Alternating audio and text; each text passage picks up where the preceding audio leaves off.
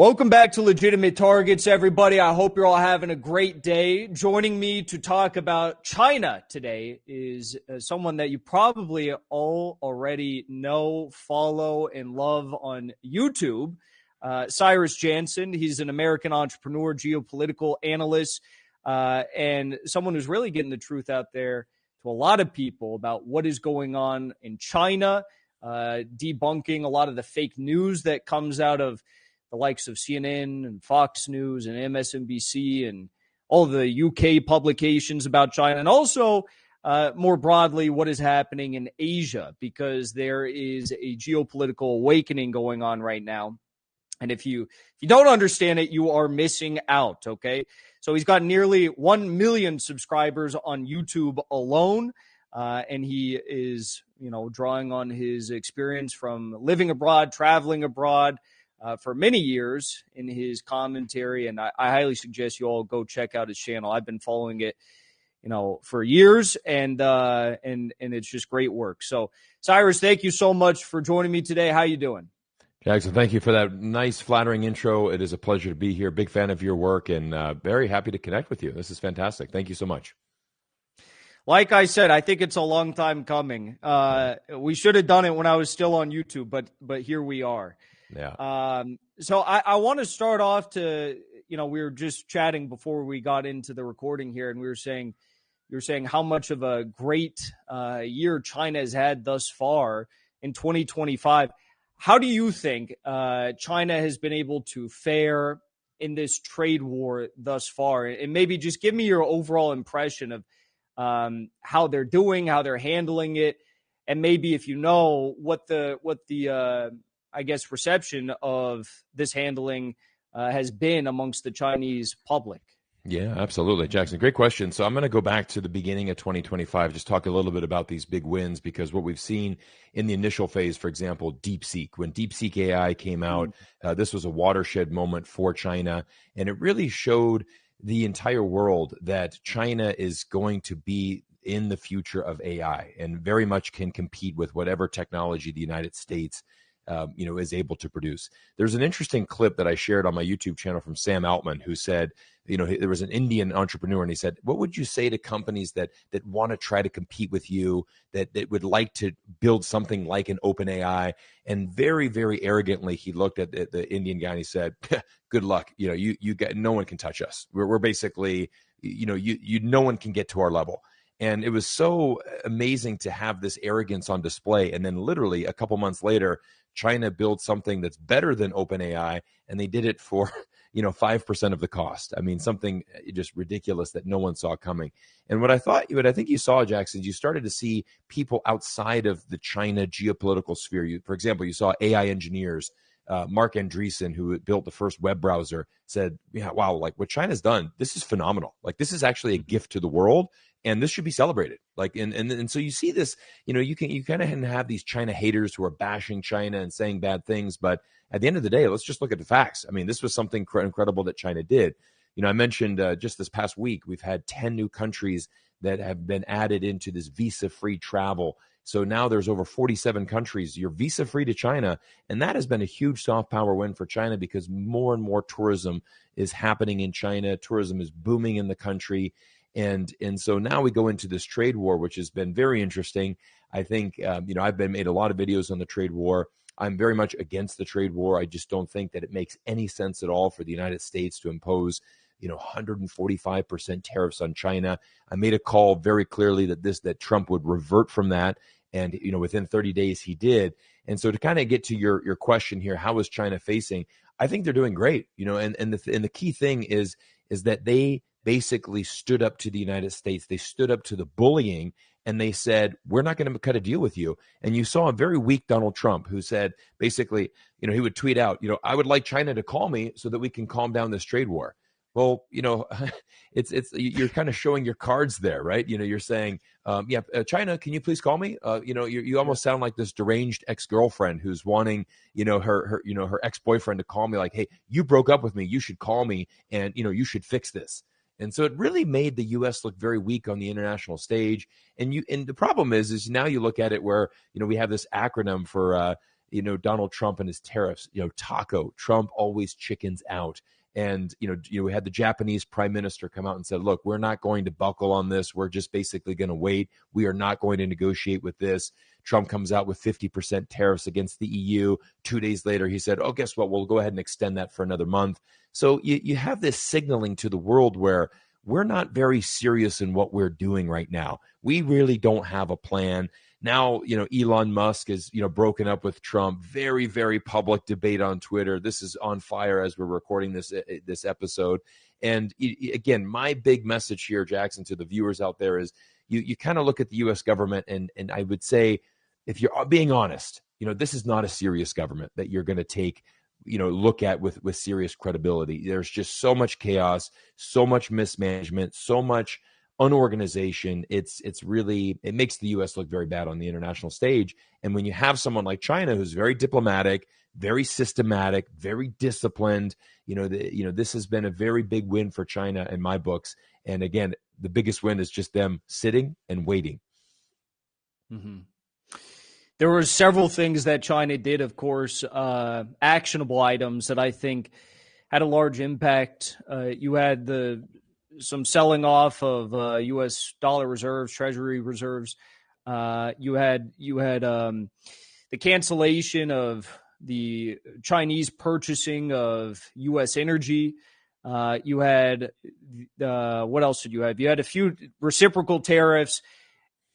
What out of all these things, and also including what Scott Bessent was talking about this past week, the rare earth mineral embargo, yeah. What do you think has been the most impactful on the U.S. essentially taking the step towards begging for some sort of a diplomatic breakthrough here? Well, it's definitely the last one you said, is the rare earths. I mean, that is a really crucial point that I think everybody needs to understand is, these rare earth minerals, they are so crucial to so many industries, most importantly, the U.S. military complex. So, these advanced missiles, even body armor, the tank armor, all of these things need these special rare earth minerals. Now, the interesting thing is you can source them from many different countries around the world, but there is certain industries. I think, for example, tungsten, very interesting enough, tungsten, I think like 90% of the market share for tungsten is China, Russia, North Korea. So you look at, where is the United States going to get tungsten, which is a vital mineral, which is a vital rare earth mineral that they need for the U.S. military. Well, they're not really in good terms with China, Russia, or North Korea. So if they have a 90% market share, where are you going to go? And the key factor here is what I want people to understand is it's actually the processing of these rare earth minerals. That's the competitive advantage for China. So yes, you can go to Kazakhstan and you can be able to get some access to rare earth minerals, but it's raw. And what do? You have to process that and actually turn it into something that you can actually then turn into your military equipment. And China contains all of that processing. So that's really the trump card, pun intended there, that they have against Donald Trump is the fact that, we process 90% of these things. And that's where that's where China holds the cards. And that's where essentially why Scotty Bessent is coming in to try to make a deal here, because they cannot hold out forever on this. And you can kind of see, there's a lot of mineral companies and mining companies in the U.S. that are actually starting to perform very well, because it's like, for example, a company like American Tungsten. It's not a stock investment or anything. This is just general knowledge. But basically, you can see Donald Trump saying, look, we want to invest in these. We want to bring back American mining. But as you know, that's a very long timeline. I mean, it takes years and years to be able to facilitate that. So again, this is where China has an advantage. And this is why it doesn't make sense. You're not going to be able to maintain a trade war and say, we're going to embargo China. We're not going to do any trade with China. We're going to decouple with China. All of that is just nonsense, because at the end of the day, honestly, both countries need each other. China does need the U.S. market, but I would say that the United States needs China more, and that's why Donald Trump is eager to make a deal and why he's calling China. And again, China, Xi Jinping, Donald Trump spoke on the phone at the request of Donald Trump, and that's why a deal is potentially going to be coming through, is because Donald Trump knows that he has to cut a deal. You mentioned Russia, North Korea, China is having these immense capabilities of not just the raw materials, but processing capabilities as well. And this has allowed these countries to pursue the development of their own sovereign military technologies in really fantastic and unthinkable ways. Right. When Trump was running for office, he constantly was and it worried a lot of people, I think, who support multipolarity. He constantly was talking about the idea of breaking up this new multipolar world, de-dollarization effort, specifically even talking about breaking up the Chinese relationship with Iran, with Russia, Right. with North Korea. Have you been surprised to see just how unsuccessful that has been thus far, and really how little focus the Trump White House has even been able to give towards this issue as of right now? It's a great question, Jackson. I think the key thing we need everyone to understand is that there's not a shift to multipolarity. There's not like we're in the status of changing over. This has already changed, right? The multipolar world is here. And the thing is I think when you look at other countries around the world and it's so interesting because the United States and China are two powerhouse economies. They're two massive trading networks. And I remember a few years ago when they were interviewing the prime minister of Barbados, right? You look at a country like Barbados, very small island country, and they had interviewed the prime minister and she had said, it was BBC, obviously, BBC, of course, interviewing. And they said, we're worried that you are getting too close to China for trade. Why wouldn't you just want to align with the United States as far as trade? And, this prime minister from Barbados just really caught the BBC reporter, and he said, well, I would trust that the BBC could understand that the prime minister of Barbados would know how to manage her own country and make the best decisions for my country. And she's basically said, why wouldn't you want to trade with the United States in China? Why would you put yourself in a position, especially when you're a small country like Barbados, why would I alienate one of the two top trading partners in the world? Right? For me, I'm not going to get involved in politics, right? I'm going to do business with the United States for sure. Am I going to do business with China? Absolutely. We would be silly not to do business with China as well. And so let's stop playing these political games. And guess what? That's the position of the vast majority of the world, right? I mean, even if you look at countries like South Korea, Japan, Australia, it was an interesting thing. Let's talk about Australia. A few years ago, they had a prime minister that was very, very anti-China, said, we need to stop all of this trade. But what happened?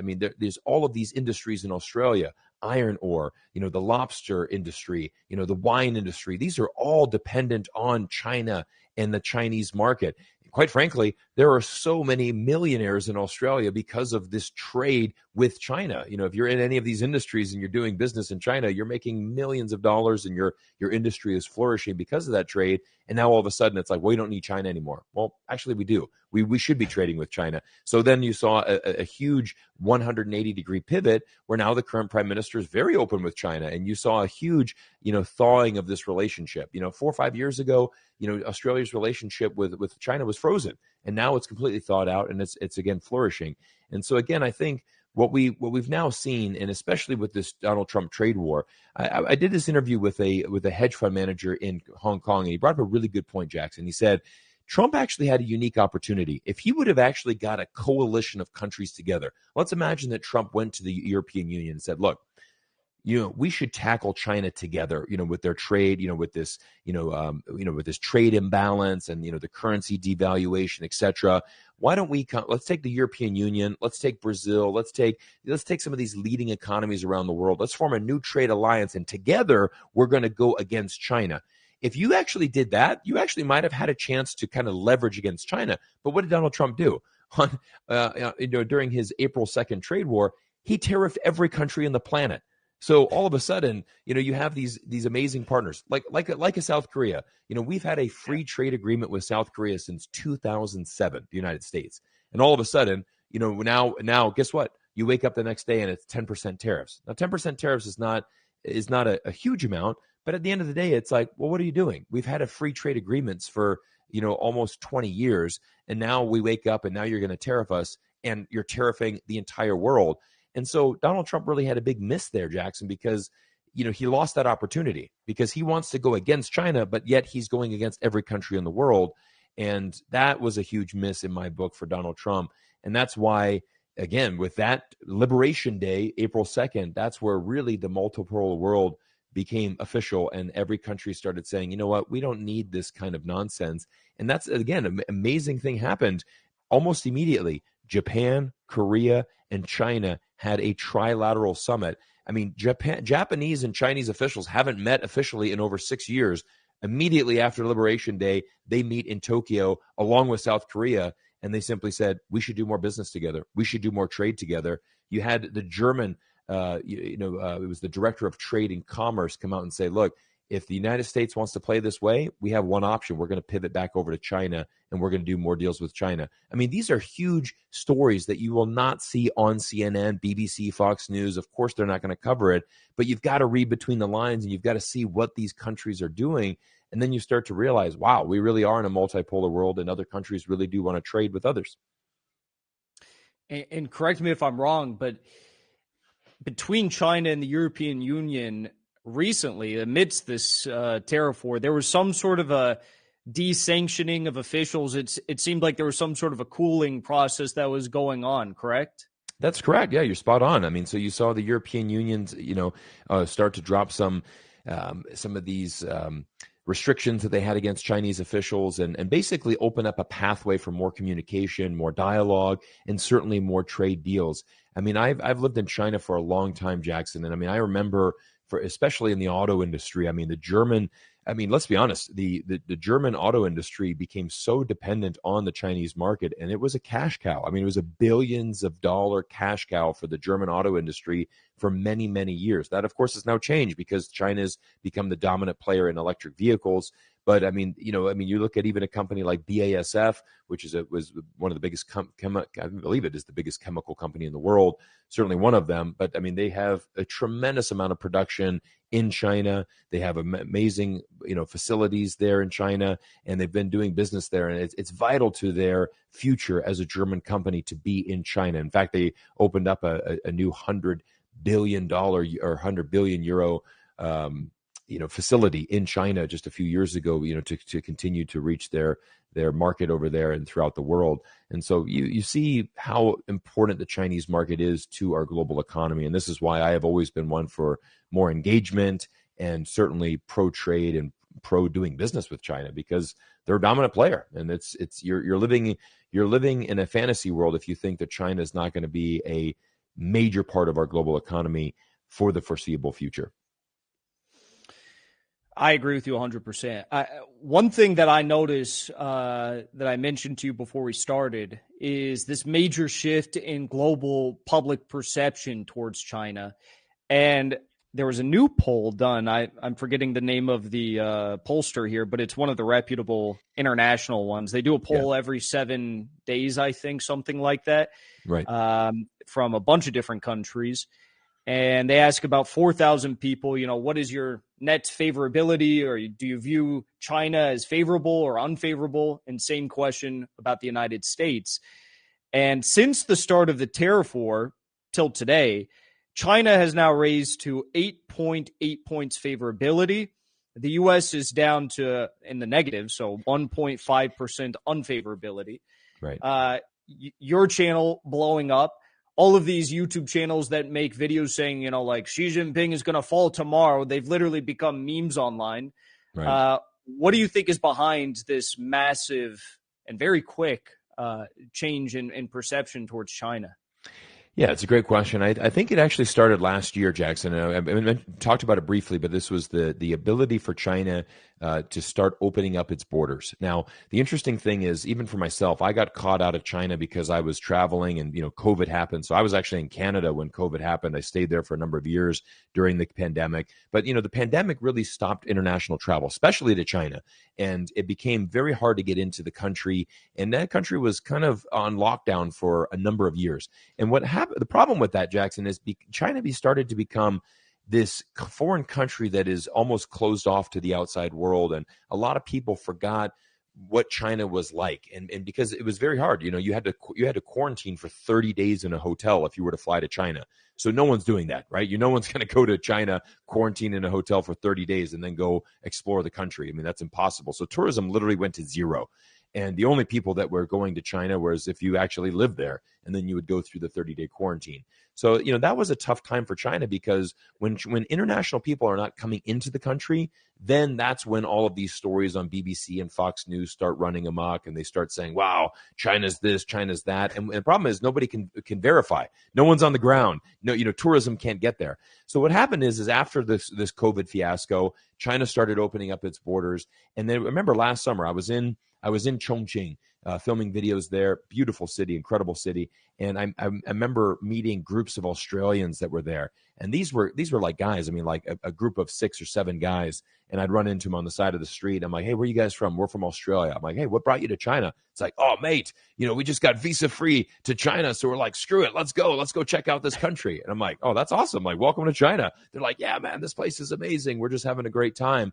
And so that was the only thing that China needed to do. Drop the restrictions. And then, it is a very cumbersome thing to go get a visa at the consulate and go through all this paperwork. That's a huge barrier to entry. But now if you have the ability, if you're an Australian citizen or you're, have a European passport, you literally can book a flight and you can go to China like everybody else, like any other country. So that barrier to entry has come in. You now look at YouTube and you look in the last 6 to 8 months, the amount of travel vloggers that have come to China and have simply said, my first 24 hours in Shanghai, not what I expected. I'm visiting, Chongqing, the cyberpunk city of the world. And you start to see people are starting to realize what China is really like. You see the clean streets, you see the affordability, you see the, the incredible infrastructure that beats any place in the world that I've traveled to. The high-speed trains, it's incredible. China really is living in the future. And so I think that's when we know is, the 21st century is Asia century, but China is driving so much of that innovation and growth. And that is where people are really starting to discover this. And you start looking at the infrastructure. I travel extensively in the United States, and you look at the status of the airports and just the infrastructure. Let's just be honest.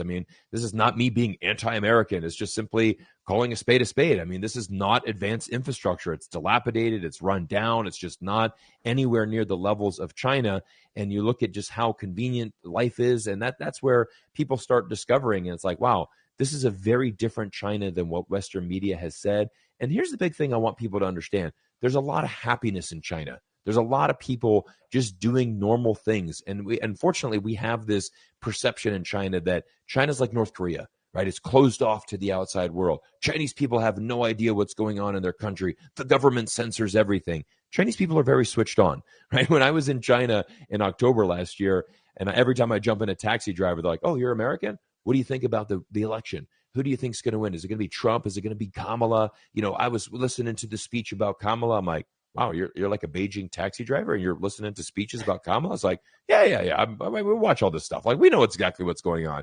So, the simple fact here, Jackson, is the average American knows nothing about China, but the average Chinese knows a lot more about America and, quite frankly, more international situations going on. They're much more switched on Russia, Ukraine. They're much more switched on Israel, Palestine than your average American who, quite frankly, doesn't know much outside of their own city. We're very sheltered in America. We don't have a worldwide view. So all of these factors really contributed to China becoming much more open. And again, it's continues to happen. More people are coming. Tourism is thriving in China, and it's the opposite for the United States, where there's a lot of European countries who are just simply fed up with Donald Trump and this tariff war and saying, you know what, we're not going to bring our dollars to America and spend them there. We're going to go for other places on holiday. Even Canada, our beloved neighbor that's been so close for us, many Canadians boycotting the U.S. right now in response to Donald Trump and this tariff war. And one last question for you. As a Westerner who spent a great deal of time, not just in China, but traveling all across the world, where would you recommend that people go? Keep in mind, I've only been to Shanghai as well, so I'll learn something here too.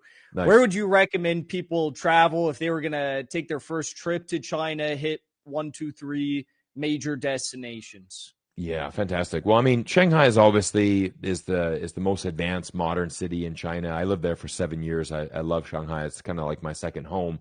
So, Shanghai is great. I always say you go to Beijing because you need to see the culture. You go to the Forbidden City. You go climb the Great Wall of China. It's really some of the most impressive natural, kind of wonders, these modern wonders that have been created.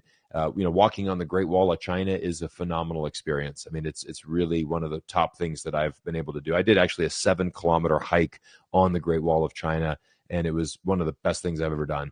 Just a very cool travel experience. But I would really recommend going to, if you're in Shanghai, go to Suzhou. Suzhou's 30 minutes on the high-speed rail, and that is where all of the classical gardens in China, some of the most famous gardens in China, are located. So, I mean, you're just 30 minutes away, but you start to get outside of the big cities.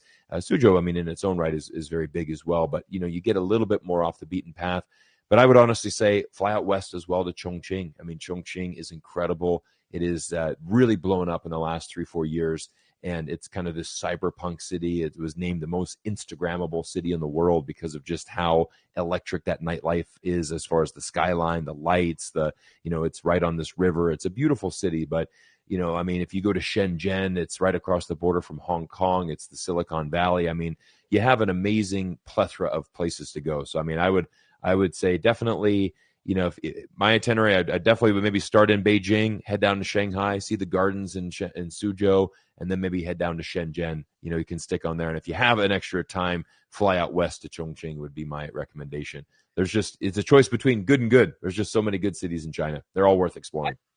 I've heard that. Like when I was there, I had a very short period of time and it was a very tight schedule. Right. And they're like, oh, you could just take one of those electric bullet train sort of things, high-speed rail.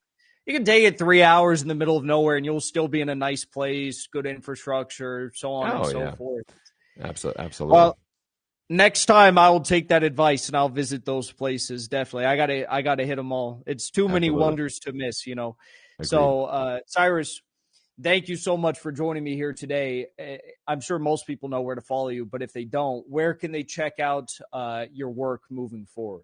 Sounds good. Thank you so much. Well, just my name, Cyrus Janssen. Type it in on YouTube. You'll be able to find my channel. We make videos on all geopolitical events around the world. Heavy focus on China, and I'm going to be going back next week to China for the summer. We'll be there recording a ton of content on the ground. So if you're really interested in seeing what China is like, you want to see somebody speaking Chinese in the streets, talking to people, really understanding what the real China is like, follow along, because we're going to bringing the YouTube channel back to China. We're going to be recording a ton of content the next couple of months as we're on the ground and really trying to show people what the real China is. And, that way we can foster just a better world. I mean, I just want a world where we can all coexist and learn to work together. That's my mission, Jackson. Perfect. Thank you so much. My pleasure. Thanks for having me on your show. It's been a pleasure.